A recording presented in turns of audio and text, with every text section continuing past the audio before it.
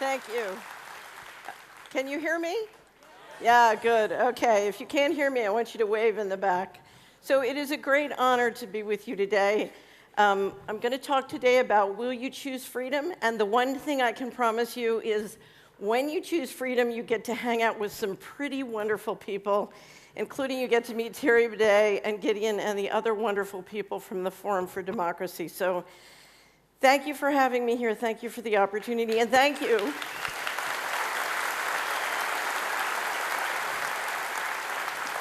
Thank you for the opportunity to live in one of the most beautiful countries in the world. One of the reasons I chose to live in the Netherlands is because you have as great of farmers in the world as ever. So a round of applause for the farmers.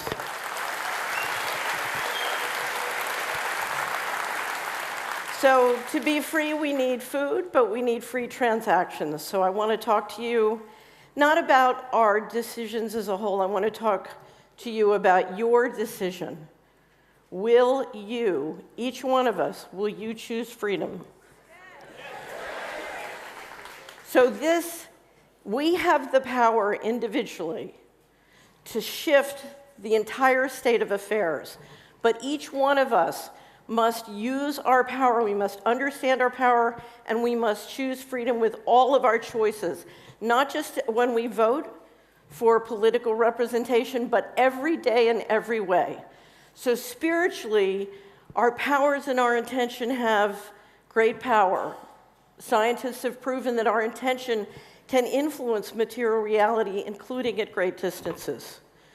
Culture, our attention, our habits, our associations, for heaven's sakes, after we've heard what we've heard today, whether we homeschool or we create new schools like the Renaissance Institute is trying to do.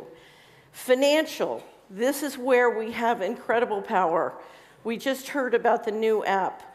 Our purchases, where we work, what we create, our inventions, our banking, our savings, our investments, our donations, our taxation.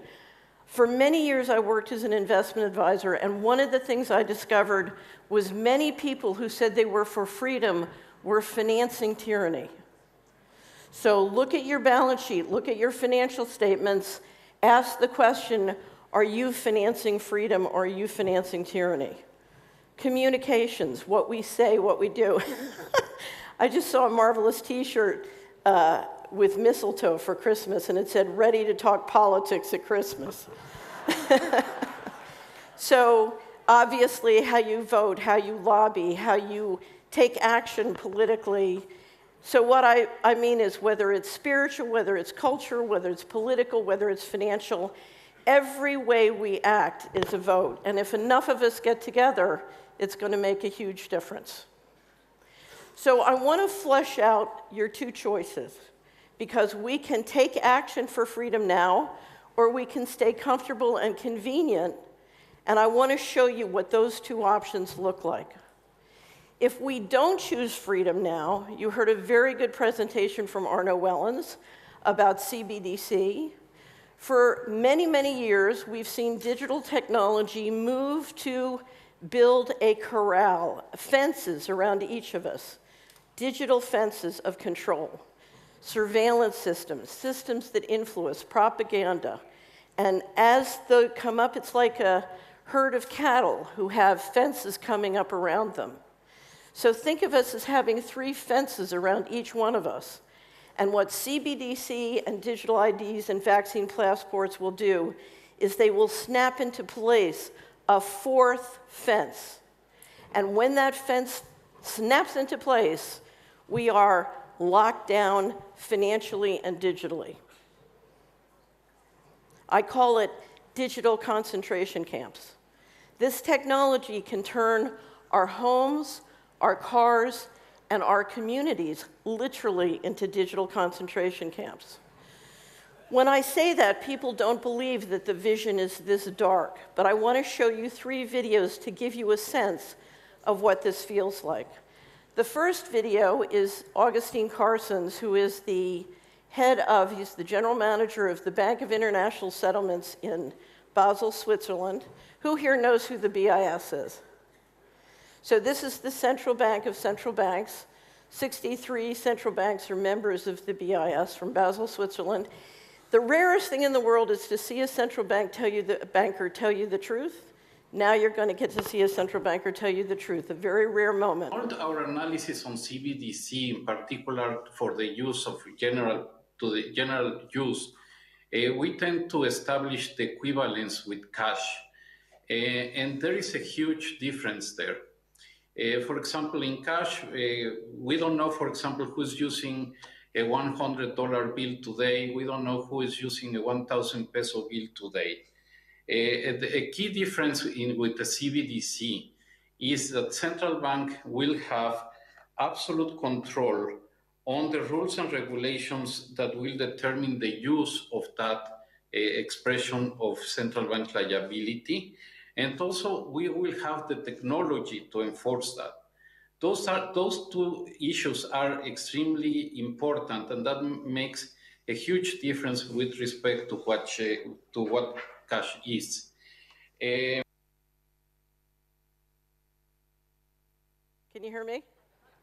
What he just told you is if you're not allowed to buy chocolate, your money won't work to buy chocolate.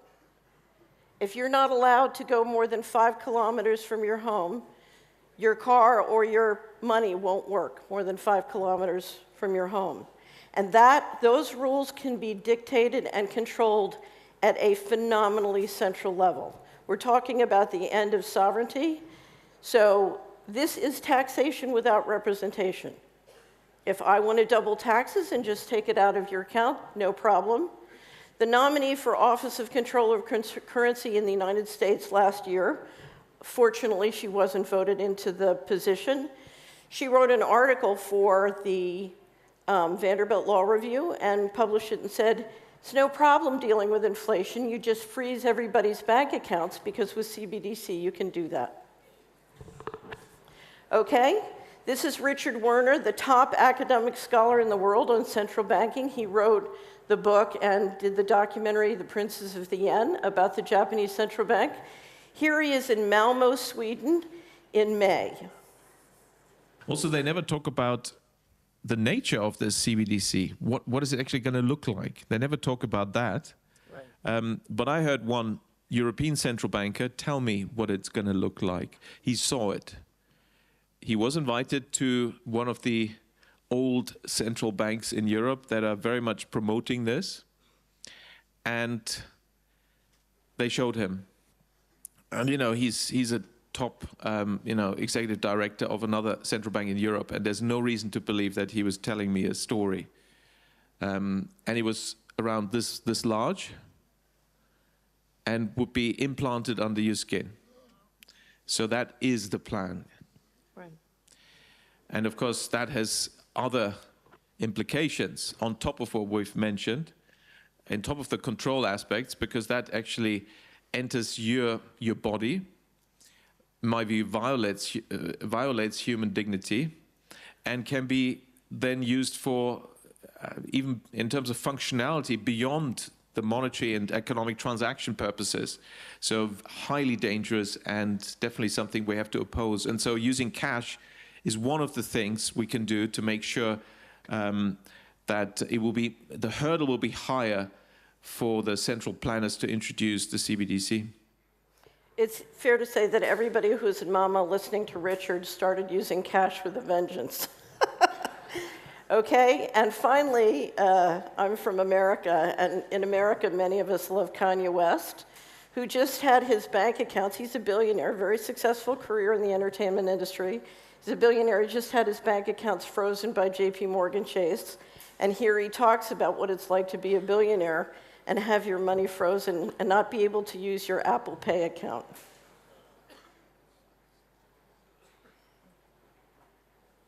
The audio's not working. Okay, so I skip ahead, but we'll put the slides up on our website. It's very charming. There's a new documentary just published by Debunk Productions. You can stream it online. It's called State of Control. Yes.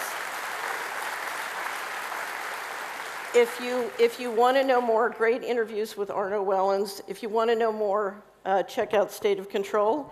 we did a wrap-up on CBDC, which has now been published in Dutch by Blue Tiger, if you're interested, and I think we have copies at our table. Okay, so I told you I would tell you one choice. One choice is to do nothing, and it leads to a very dark place. The other choice is to choose freedom, and one of the people we use to represent our choice of freedom is Wim Hof. He was Hero of the Year last year on the Solari Report. We're all big lovers of Wim Hof. Is there anybody else who does Wim Hof here? Yeah. So I want to tell you why I chose freedom. I chose freedom in 1998 when I walked out of the establishment. And what happened was, when digital technology first developed and the web first developed, I was very excited about the possibilities of what local economies could do. So you heard Terry talk about the app, what it was possible if we started to transact and do business and finance each other. And so I did a series, I built a big database infrastructure and did many simulations. And what I discovered that if we were free to run the economy with free transactions and freedom, that the wealth potential was so mind-boggling when I finally realized what the truth was.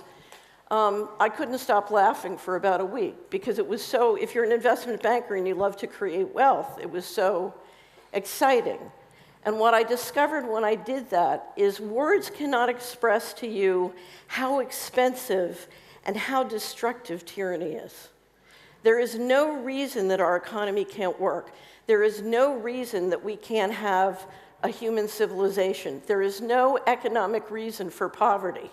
But what I will tell you is central control is expensive and it is destroying our civilization and it is destroying wealth, but it can work. And as soon as I saw the potential, I said, okay, I choose freedom. Okay, I used to work as an investment advisor, and I had a former client call me about, it's right after the World Economic Forum really exploded out into the media. And she said to me, I've just sold a big piece of real estate, and I want to know, should I reinvest the money in real estate, or should I reinvest the money in precious metals? And I said, what is it about it's 2030 and you have no assets that you don't understand? These people intend to take all your assets. So you need to take a big chunk of that money, this is a very wealthy person, and you need to finance your army. Because if you don't have an army protecting your assets, you will not have any assets. So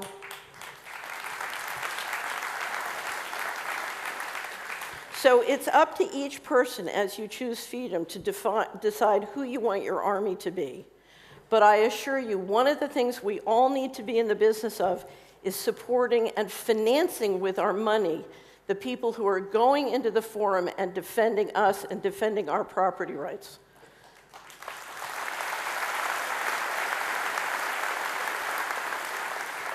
So today we wanted to make a contribution. In the back of the hall next to us is a table for the Solari Report. We publish wrap-ups quarterly and annually, and we try and help people understand what's happening in the economy.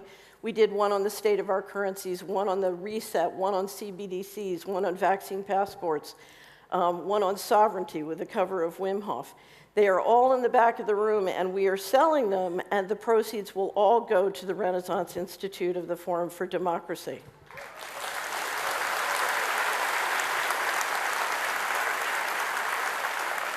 And I just have to tell you, coming into the Netherlands and having the opportunity to live here, I'm so impressed by what Terry and Gideon and all their colleagues are doing, particularly with the Renaissance Institute. I think it's the kind of real long-term solutions we need. So we like actionable intelligence. Actionable intelligence is intelligence that gives you an option to turn your boat before you hit the iceberg. This is one of our favorite cartoons, a woman checking out at the grocery store, and the checkout woman says, she's wearing a little badge that says New World Order, and she says, cash or slavery? Just so you understand. when you go to the Solari report, if you would like some of these wrap-ups to support the Renaissance Institute, you can either pay with cash, and if you don't have cash, you'll get a little card, and it's got the banking information on an honor system where you send the money to the Renaissance Institute, and you can keep that and send money to them regularly. Speaking of financing your army.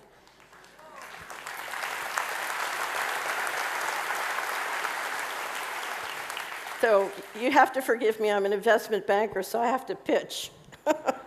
So will you choose freedom? I want to emphasize you have no idea how powerful you are. One of my favorite allies is a man named John Rappaport. He says, hopelessness is an op, and it's planet-wide. Our situation is not hopeless. If enough people make this shift, there is amazing things we can accomplish. I was reminded during the Civil War, the Revolutionary War in the United States, George Washington, the first president of the country, said, "It's hopeless, all hope is lost." But it wasn't. Some ornery folks in Tennessee turned the war, and there you go. So I tell you, choose freedom. If you look at our choices, it's slavery or whatever we can create. And I will tell you, we have whatever is on that pathway to freedom, it's better than the other choice. So ladies and gentlemen, thank you for the opportunity. Thank you very much. I love that. Thank you so much.